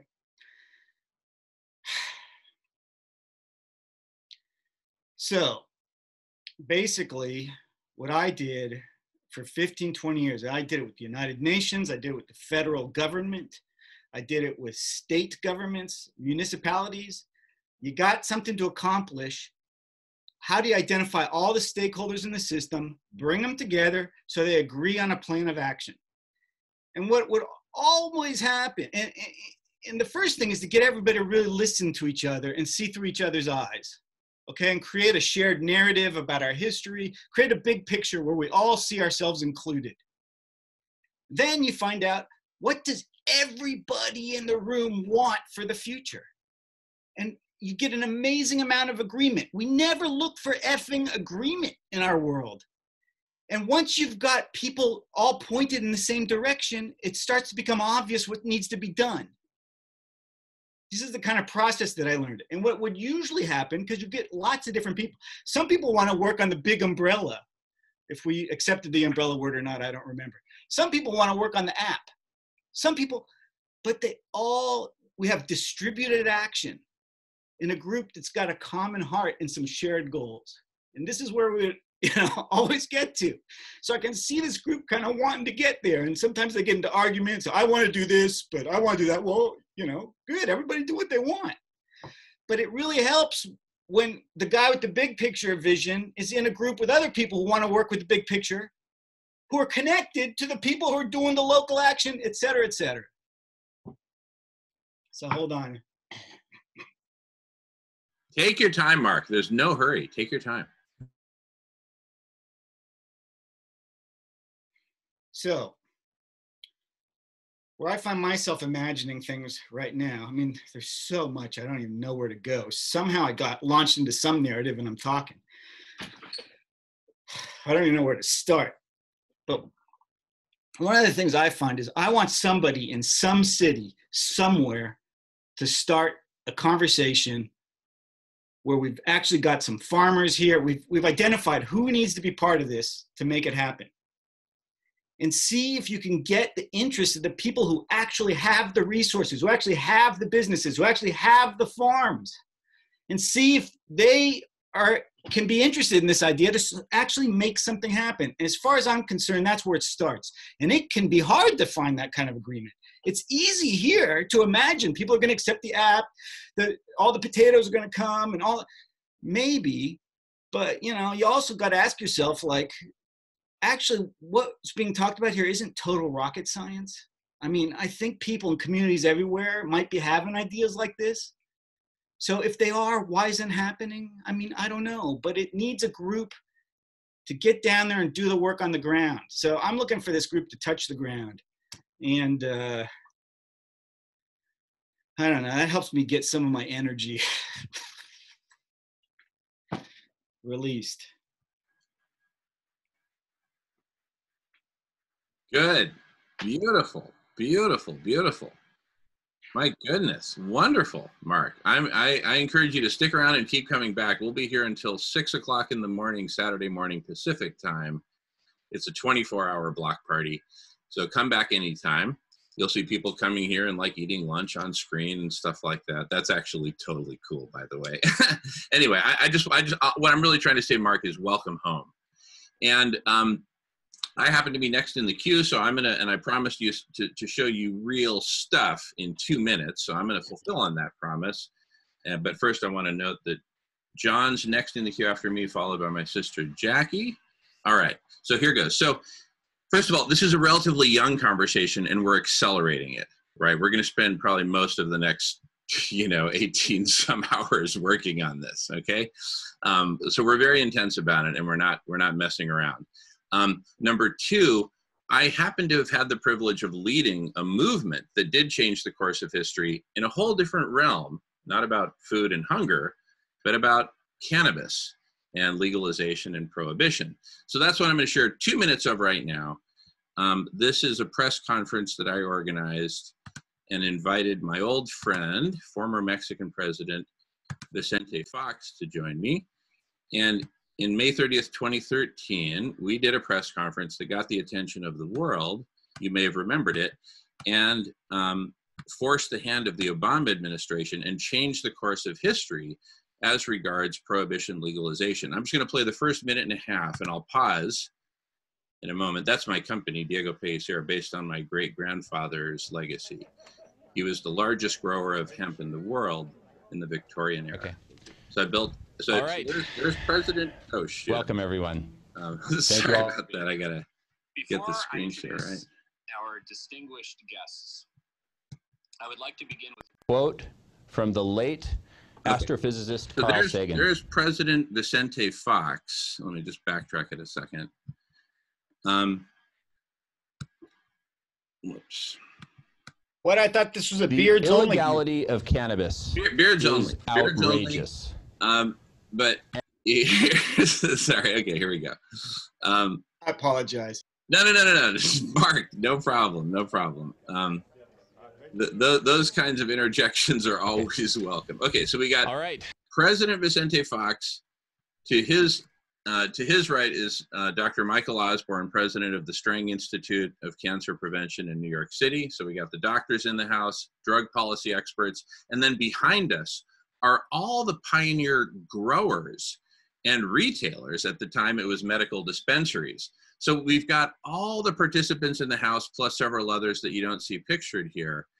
But I start with a quote that sets the tone, which is outrage, which is what you're expressing, Mark. And here's the thing. This changed the course of history as regards the cannabis industry, legalization, et cetera. Within a few months of this, we were working with the Uruguayans, brought them to Mexico, had an international conference, which I'll share more about later when you got more time. I promised concision, and I'm delivering. But it totally changed the course. Uruguay became the first country to legalize, and so on and so on. And we struck right at the heart of the criminal drug cartels. They struck back. That's another story. We'll talk about that later. But the hand of President Obama and Eric Holder were forced, and they delivered within 1 quarter, which was the internationally accepted time frame for this sort of negotiation, and it worked. So my point here is we've got the talent in the house to actually do this, to build this whole coalition and have the press conference. I'll just give the first minute or so just to give you the flavor. Here goes. Welcome, everyone. Thank you all for being here. Before I introduce our distinguished guests, I would like to begin with a quote from the late astrophysicist Carl Sagan. "The illegality of cannabis is outrageous, an impediment to full utilization of a plant which helps produce the serenity and insight, sensitivity and fellowship so desperately needed in this increasingly mad and dangerous world." Carl Sagan. All right. It was a mad and dangerous world in 2013 when we made that press conference. It is about 100 times more mad and dangerous right now. And so we need this with urgency beyond any words, beyond any screaming. Here's how I see it going down. We organize this press conference. We do it. We don't not do it. We actually do it. We bring in all the farmers. We bring in Mark, please bring your magic here. Bring your magic hat and help us round up the farmers, the restaurant owners, the delivery people, the government people, on and on and on. Let's do it. And let's do the press conference, because here's what's going to happen. Just like that changed the course of history as regards cannabis and prohibition, right? This will change the course of history as regards connecting farmers to restaurants, to people. It's as simple as that. Once we do this, the world will say, holy shit. Like you said, Mark, this is not rocket science. In fact, this is what the capitalist system was doing more or less effectively. While it was destroying the biosphere, it nonetheless delivered food reliably to people while capitalism worked. Newsflash, capitalism is broken, right? We're in a whole new paradigm now, and we need to redesign the food networks. It's as simple as that, right? It's like if a meteor landed in your kitchen, you're not just going to dig out the meteor, you're going to redesign your kitchen, right? Because it all got trashed, right? And that's the news flash. And that's the headline. And it changes everyone's thinking overnight. It's a singularity. It changes thinking and perceptions and beliefs overnight. Money will start pouring in from that day. Money will start pouring in. And we will have all the research. We'll have more than volunteers will start pouring in spite of the dangers, because they believe in the mission. And we will end hunger forever in that one city where we start. That'll just be a thing. And then that city, if it's Tempe, Arizona, that will become the world capital of ending hunger. That'll be where presidents fly in from other countries to find out how did you do it in Tempe kind of thing, except they'll fly in via the internet instead of by Boeing aircraft. Anyway, what did we do next? So at that press conference, which I highly recommend, I sent you the link. What did we do next? We all got on a boat. Well, we first stopped off with Wolf Blitzer of CNN and continued, the assault on prohibition publicly. And then we all got on a boat. and we went up to Friday Harbor, where you probably know, and we all hunkered down and had a retreat in Roach Harbor on the other side of the island to figure this whole thing out, right? Today, the retreats are going to happen via Zoom, and that's a good thing, right? It cost me a lot of money to fly everyone in. I'm kind of glad we can't do that anymore. Really, seriously. Anyway, I've talked enough. Mark, I'm going to let you respond, and then we've got a couple of folks in the queue, but I want to be respectful of your time and all that you're bringing to the table.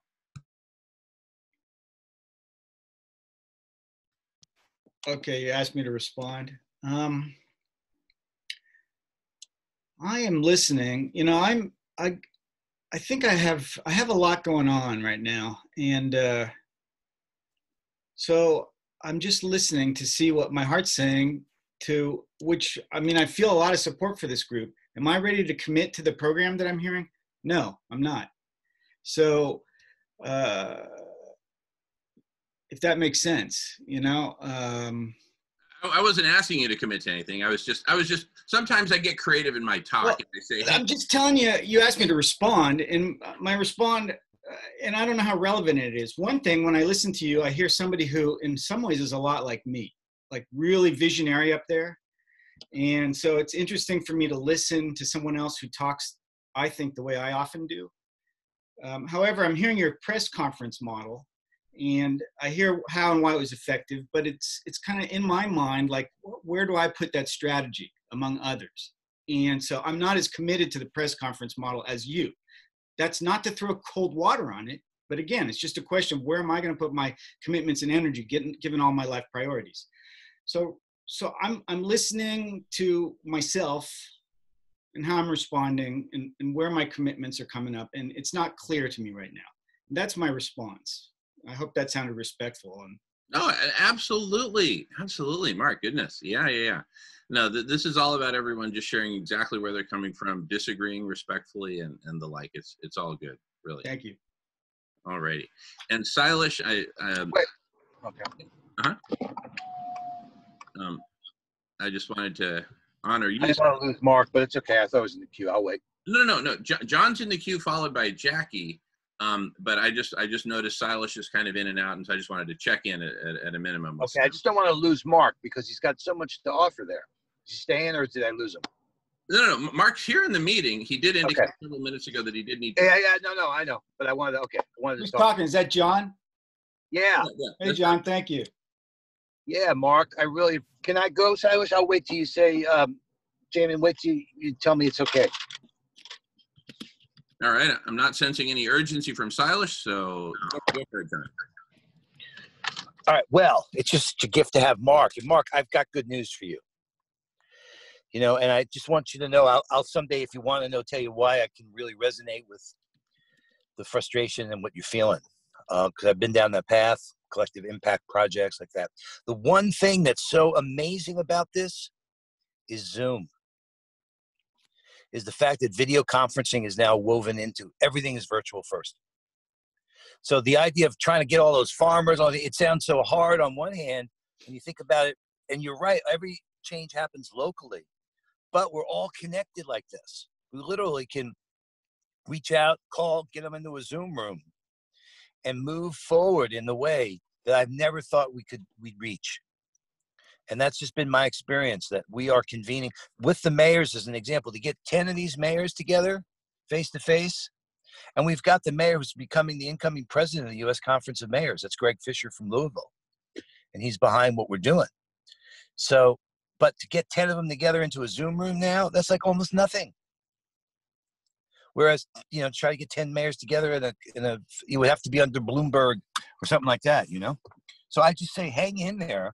Let's see how far we could take this capacity to convene virtually to do, if the scope of it is, hey, let's not let the food rot. We should getting, you know, together the producers and the consumers and demonstrate that, and to have a press conference around that. If that's where this is going, I'm down for that. But I really do think Zoom and video conferencing changes what had been friction to convene in the past becomes now a different game. It's a game changer. That's my gut. I'll leave it there. Thank you. Beautiful. Beautiful. Did you want to respond, Mark? It's like I hear a little voice of hope and encouragement and belief, and that's appealing. Like, oh, good, maybe Zoom will make a difference. And then I'm also like, you know, I want to see something happening on the ground. You know, the spaceship that we're in, Zoom, this is like, reminds me of Earth to NASA, you know, when I was a little kid. And now we're all in that spaceship speaking down to each other. I just want to see like people who live on the same land work together and, you know, start getting it done. So John's voice is very hopeful, but I want to get from Zoom, I want to land the spacecraft, and, you know, who's going to start getting those farmers in the room together? They're going to have to press flesh. I disagree, Mark, because it's dangerous to press flesh these days, and also a lot of these farmers are busy with so many hot potatoes, from dying livestock to, you know, to bankruptcy to foreclosure. They don't have time to go pressing flesh in general, and it's too dangerous. And so here, let me give you a radical idea, Mark. You're a big thinker. Just consider for a moment that there's an alternative, which is that we beam up all these farmers and restaurant owners and community leaders onto the spaceship. There's plenty of room here, right? Just consider it. I'm not asking you. Look, and by the way, I want to make clear, one of our golden rules of the Collective Intelligence Block Party is no one is ever put on the spot to speak. So if I either created that or gave that impression earlier, I apologize. I just was like wanting to be respectful to give you some space if you wanted to respond, but no one is ever pressured, ever, ever, ever. And if anyone tries to put pressure on anyone else, they'll be ejected from the room after a warning. No one is ever pressured to speak here. So I just want to be clear on that. Okay. So 1, I push back on the fear and the danger. 2, that's just where I'm coming from. 2, it grows in the earth, not in the spaceship. Sailesh is talking about the foundation. I don't know that food is the foundation, but it's down there. I think the foundation is more like land and who owns land and how we have our ownership agreements. But those things are not in the spaceship. The spaceship took off from there. And so at some point, food has to change hands. And people have to look at each other. Anyway, I don't want to go into that too much, but I don't know how the spaceship and the land and the people all integrate. So I'm open to your suggestion, and John's down there on my screen. I'm open to it all. I don't know what the answer is. Well, you can make commitments on this space that fulfilled on the ground. Make commitments in this space that get fulfilled on the ground. You're right. I'm waiting to hear those. That's what I'm saying. That's what I'm waiting to hear. And I'm not ready to make a commitment in this space that gets fulfilled on the ground, but I'm waiting to find out if I hear some of that. Very good. Well, stick around and you'll hear plenty. For example, my sister Jackie, who's had her hand up for a bit. Go for it, Jackie. Thanks for your patience. Well, what I was going to say is irrelevant to this conversation. Jackie! Hi, Mark. Honestly, I'm so grateful that Mark accepted the invitation to join us. Just one conversation with the work that he's doing, I just knew that his contribution would be valuable to this movement and this initiative. And again, I don't want to put you on the spot, Mark, but if you would be willing to share about the project that you sent me the video on, because I think it gives good context into what you were talking about and your work about on the grounds. I'm feeling a little like I'm taking up too much airspace. I appreciate the invitation. No, you're totally fine. And I just want to address that right away because I want you to let go of that concern. You're, number one, an honored guest here. Number two, people where it's their first time here, we often, not always, but often, and in this case, it's totally appropriate, give them some space to share and ask questions and, try out their Zoom wings. Right. So really take your time, and I can totally feel the energy of the room. Everyone's with you, Mark. Please rock on. I'm a little tempted to ask Jackie to report on what I'm doing from what she saw rather than to say it myself. It's nice to hear her voice in this space. Would you like to tell the group what you think I'm doing? Putting you on the spot against the rules. To summarize that project in Zambia is, I wouldn't even have the words to, the way you created, you brought, was it 10 indigenous villages? Religious groups? Villages, yes, 10 indigenous villages together. And to create, it's a nature preserve? Is it a sanctuary? What is the language? We're calling it a community conservancy or indigenous community conserved territory.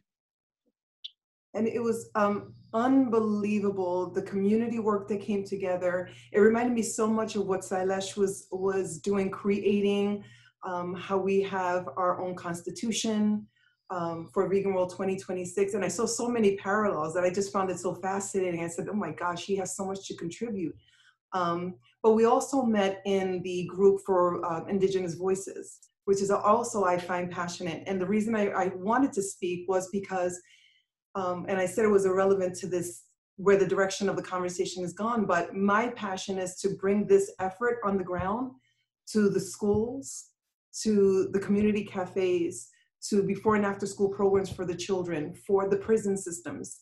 Like that's where, to me, is where it's needed the most, where people don't have a voice, where they don't have a choice. Let's help those that are most vulnerable. And to me, that's where I see us focusing that on the ground, where we don't need big press, we don't need a lot, but we need to go and we need to serve these people that need us the most and don't have a choice, or don't have the money, and don't have the ability to even know to ask for better. And I'm complete, thank you. Well, I'm so glad I asked you to speak, because hearing myself reflected in your heart and mind is like just too beautiful. So thank you. But yeah, I'm working with these indigenous communities who are, you know, often very close to starvation. They need food. You know, I asked them, what makes a man wealthy? You know, what's the dream? It's to have a field of unharvested cassava.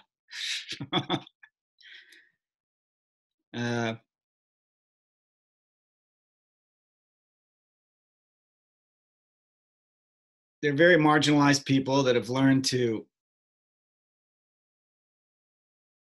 believe that they're at the bottom of the ladder and have nothing and know nothing and have no education, and they tend to orient with a almost complete dependency towards government. We need healthcare. We need food. We need business. We need this. We need that. And the problem is, I even told them, wow, you guys are so needy. And look, you are living in the most resource-rich area in the planet. I mean, and what they keep doing, because they think they can't do anything, is they broker deals with the outside world to sell some of their resources, give away a little of their land, give away their hardwood trees, whatever it is, hoping that they're going to get back education or healthcare or whatever. And they just keep getting poorer. And we talked to them about that, and they said, you're right. And they got so angry that they had lost ownership of their destiny and their resources. So unlike almost all the other nonprofit groups, instead of going to these destitute people and saying, oh, let us help you, we said, what do you have to contribute? What do you have to give? And they were like, what? What do you know? And this is part of my video, man. They know a hell of a lot. I mean, they even know love for the wild animals in the forest that nobody else knows. They love their own lands. They know them.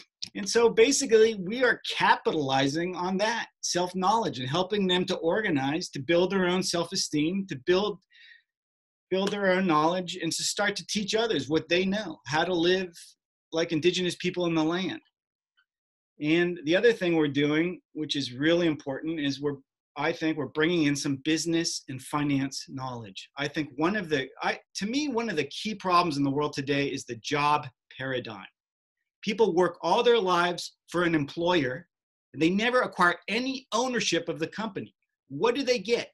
They get, at best, subsistence level wages, so they can be kept alive to build the plantation for the master. And so, and there are many tools for keeping people in this subordinate position. And one is not understanding what money is and how it works.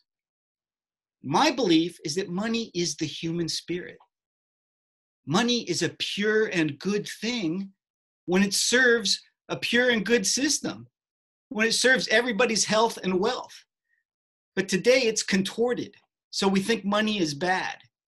But when it's really based in systems of reciprocity, it's a good thing, because it's the capacity of human beings to collaborate, to deliver value to each other and to the planet, if you have full cost accounting, etc. So we are teaching them to build businesses on these principles, that by collaborating with one another, they can build value to regenerate their environment, to help other people. And we're using this thing called open book management, where they're learning how to think about money and business finances. How do you make money? How do you lose money? And so everybody is learning to think and act like a business owner. So we're actually kind of bringing a form of capitalism into these indigenous communities. But it's distributed capitalism. It's democratized. It's socialized, because everybody is an owner. And what, to me, this is acknowledging the right of everyone to have a share in our cultural natural inheritance from our ancestors, and a share of the land and the share of our assets, so that when we do things that are good for the community, we realize a return. And that's kind of the essence of my vision, I think, that we're operating from. And I think it's slowly growing and working there in Zambia. I think that, we lit this little spark and blew on it, and it's starting to sustain itself. There you go, my unscripted speech about the indigenous people. And then meanwhile, I'm working in the United States to convert privately held businesses to worker-owned businesses that use these principles of open book management. And I think that we can create a virus that will spread business to business, because these businesses are stronger, they're healthier, they build people who are psychologically healthy, they build people who can think strategically and understand the larger context of the business that they're working in, that's serving society and the planet.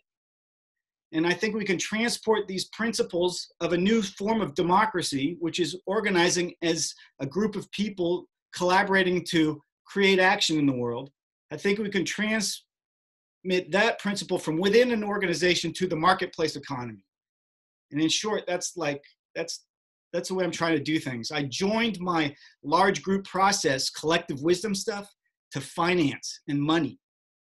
And I see that there's two levels of action. There's getting together in language, and there's coordinating in action. Like a soccer team, they don't need to talk a lot. They score the goal. They coordinate like a unit. That part of democracy we need to bring back, because we've given it over to language controlled by representatives, and we can't tell when speech matches action anymore. Ooh, wow. So I don't usually talk like this to groups that on first meeting. I hope some of that made sense. It all made sense, and it's a very good sign that you're feeling free and safe to open up. It's a beautiful thing. Absolutely. Alrighty, James has had his hand up for a while. Sailesh, I see your mute is off. Did you want to talk? Thank you. Yeah, thank you for all that space. So I want to just say thank you very much to everyone. I just put a couple of links on the chat. One is a link about farmers in Louisville, Kentucky. So it's a link that came to me today. So this is why I think there is a larger intelligence at play here. We are just part of it. So this link came to me today through Carol on Basecamp. And so these are urban farmers in Louisville, Kentucky. It's on the netroots, newroots.org. And then I put a link on about Scientific American had an article on is inequality inevitable?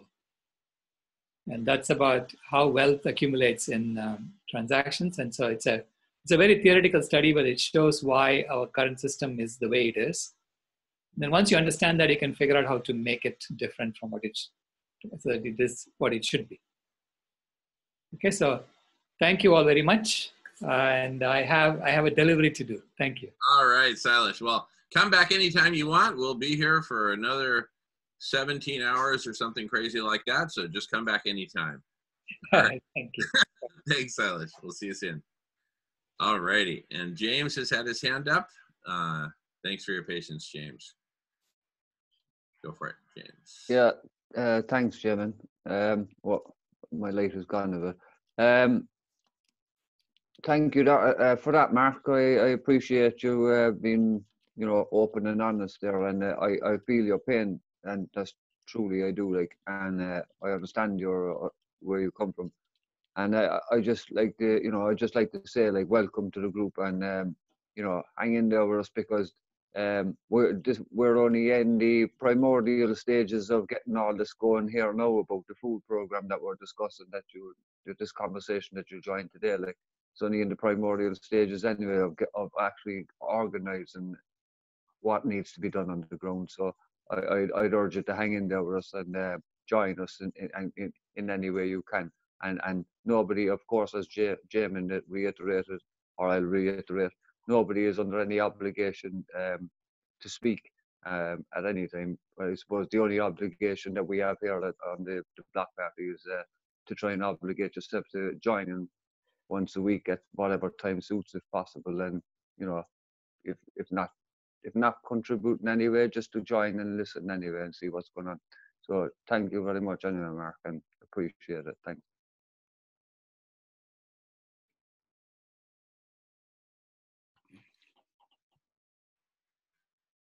Beautiful, beautiful.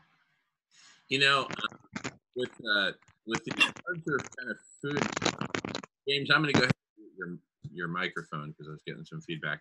But with regard to these larger food networks, I mean, the first thing to recognize is that they are truly broken.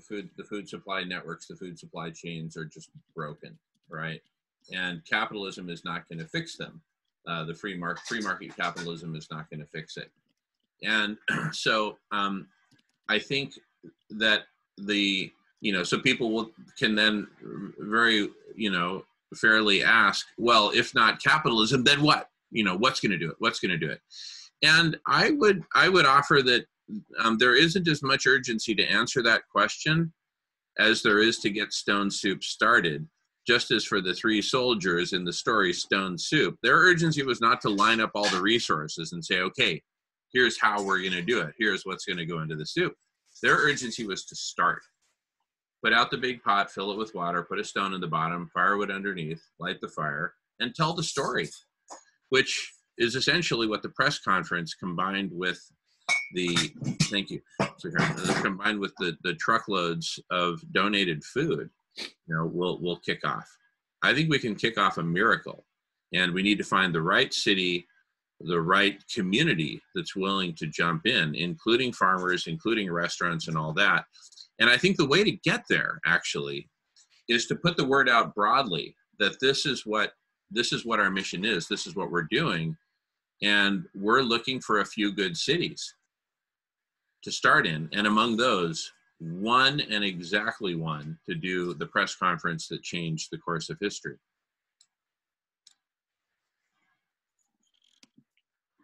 And the big change will be that, oh my goodness, people will realize, wait a second, food is rotting, people are going hungry. These folks found a way to connect it in Tempe, Arizona. If they can do it in Tempe, Arizona, they can do it in Brooklyn, New York. They can do it in Cork, Ireland. They can do it in Joburg, South Africa. They can do it anywhere, right? Where there's a will, there's a way. And because the topic is so hot and everybody needs to eat 3 times a day, it's a topic that'll gain a lot of support in terms of how do we figure this out? How do we do it? Everyone will realize, just like the quote at the beginning of the press conference I showed a little bit ago, you know, the illegality of cannabis is outrageous. All this food going to waste is outrageous. People starving is outrageous. People killing animals is outrageous, right? And we're here to take that on, right? As President Fox said in that very same press conference, he said, I have too many questions. We don't have all the answers. We got more questions than answers, but we are committed to seeing this through to the end, right? We don't know how, so let's start.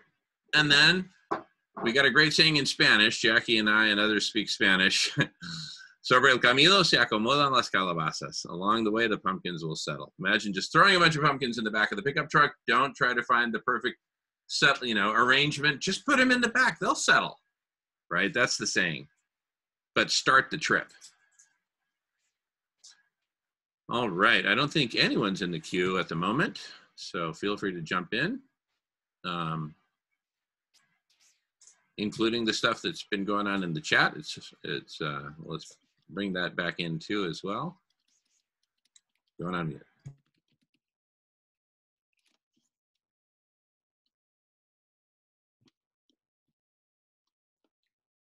Jamen, I think Mark has his hand up. Yeah, go for it. Well, I would like to say goodbye. I need to go. But I want to thank you for this opportunity and the high quality of conversation going on here, the high quality of attention given to me. I really appreciate it. And thank you, Jackie, so much for inviting me. Yes, thank you, Jackie, and thank you, Mark. We would love to have you back. On the homepage of radish.org is our schedule. It's really simple. Fridays, 24-hour block party, Friday, Saturday. And then Tuesdays from 11 a.m. to 7 p.m. Pacific, we got the Solution Club. You're welcome to come and go as you please. John's got his hand up. Go for it, John. Bye, Mark. Bye, everybody. Thank you. All right. Take care, Mark. Thank you, Mark. Yeah, well, okay. I would have spoken to what Mark was saying about the open vision for finance and transforming and empowering an agency, really, for not only indigenous world, but for everybody. We're all members of one human family. I do think that the world is now shifted profoundly because of the video capability to convene. And I do think we should just go forward recognizing that perhaps some of those frustrations that Mark is speaking to are going to be, in fact, transformed as a result of a new medium. When you change the medium, you could change the practices. So what I heard from what Mark was saying was challenging us to say, hey, you're talking about doing something and you don't have the people you're talking about doing something with you. Well, let's get those people. And I believe we can bring them into a conversation. I haven't shared this before because it didn't seem relevant, but I, for 12 years, was involved with the food system in California, the Roots of Change project. I dropped in there. And other initiatives related to New Mainstream, it was called. And you know, this whole movement of local communities. What I heard also what Mark was saying is that all change happens locally. You could scale it regionally and it could synchronize globally, but it's got to happen locally somewhere. And that's just been my experience too. So I think there's a lot to build upon. I would hold what Mark was offering there as a challenge for us to be creative, to expand this conversation and start to include all relevant and affected parties. That's how DHOC would call it, all relevant and affected parties, and open the conversation. And you remember in that mind map, I laid it out, Jamen, you put about 12 or 13 different subgroups of people that would need to be convening on a regular basis. So there's still, for me, I guess we're in the process of building a foundation by which we would launch, you know, each kind of the launch of what we would need to do to get ready for the press conference. Maybe we're before the beginning, and that's the foundation we need to build.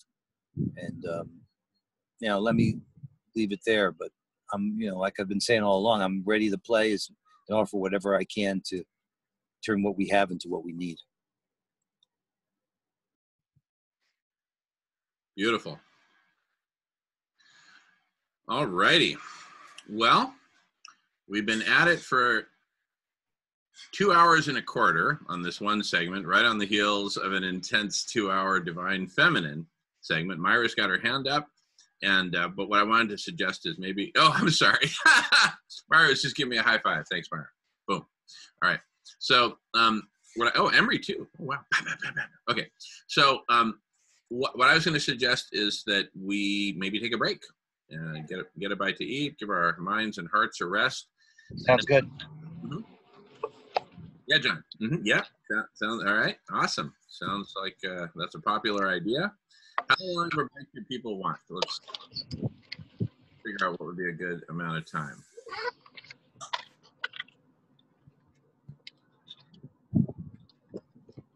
Half an hour? Does that sound good to folks? Half an hour? Okay. All right.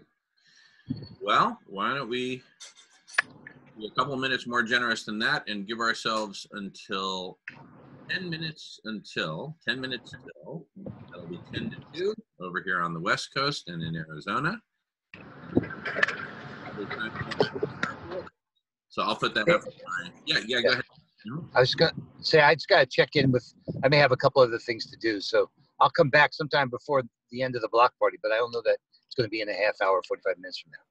Yeah, no problem, Doug. Come back anytime and we'll get you up to speed on what we've covered all right. And thank you again. Thanks for doing this. Thanks to everybody. Thank you. All right. We'll see you soon, John. Thanks. All right, everybody. We'll see you in 32 minutes at 10 till. And I'll put that up on my screen and look forward to seeing y'all. And I'll stop recording.